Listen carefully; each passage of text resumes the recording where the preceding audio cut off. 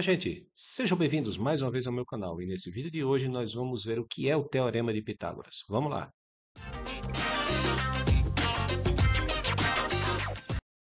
Então, gente, antes de entendermos o que é o Teorema de Pitágoras, nós temos que entender o que é um triângulo retângulo, tá bom?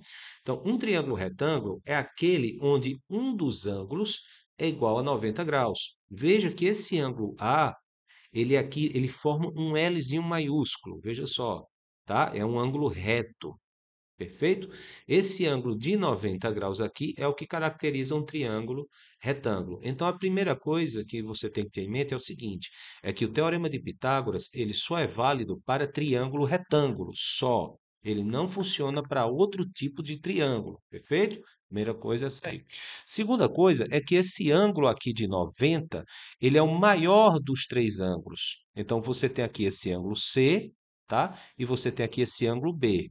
Esse ângulo A, que é o de 90 graus, obrigatoriamente ele é o maior dos ângulos. Sempre será, tá bom? Sempre. Como ele é o maior dos ângulos, isso significa que o lado que está oposto a ele é também o maior dos lados do triângulo. Então, você tem aqui esses três lados do triângulo.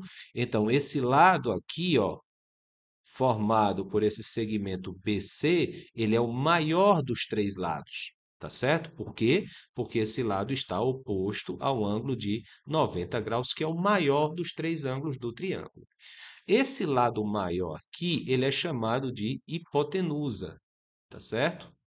Ele é chamado de hipotenusa. Geralmente, indicamos ele pela letra A, tá bom? Então, a hipotenusa é o maior dos lados do triângulo retângulo. Os outros dois lados, cada um deles tem o nome de cateto, tá certo? Os outros dois lados são chamados de catetos. Indicamos geralmente pela letra B e pela letra C. A ordem delas duas não importa, perfeito?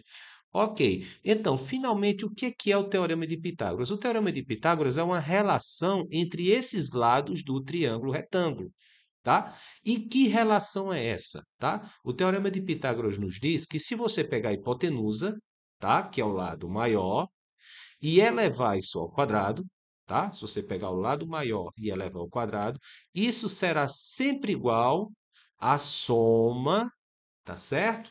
A soma de cada um dos lados elevados ao quadrado, tá? Então, o a ao quadrado vai ser igual ao quê?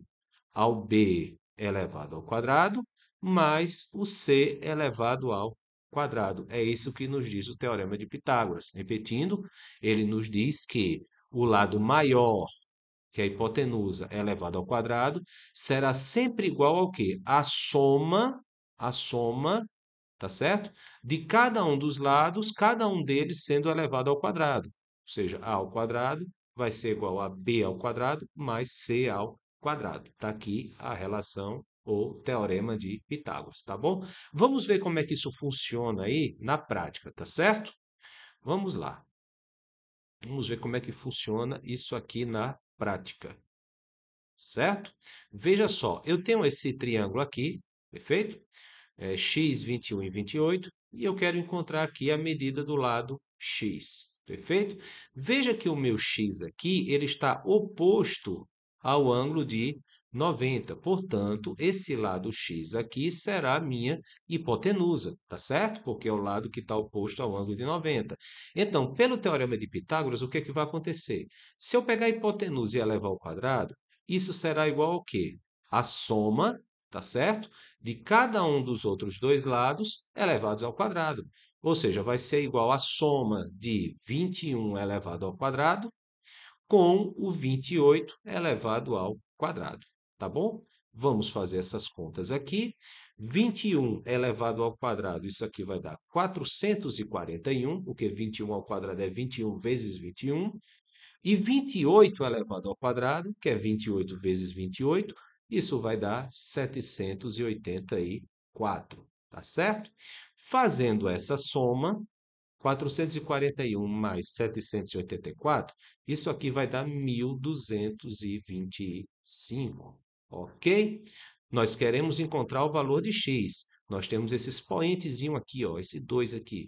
Ele está aqui como expoente. Se eu passar ele para o outro lado da igualdade, ele vai passar fazendo a operação inversa da potência. Qual a operação inversa da potência? É a raiz. No caso, esse 2 estava como expoente 2, então ele vai passar para o outro lado como raiz quadrada, no caso de 1.225, tá bom? Então, qual o número que eu multiplico por ele mesmo que dá 1.225?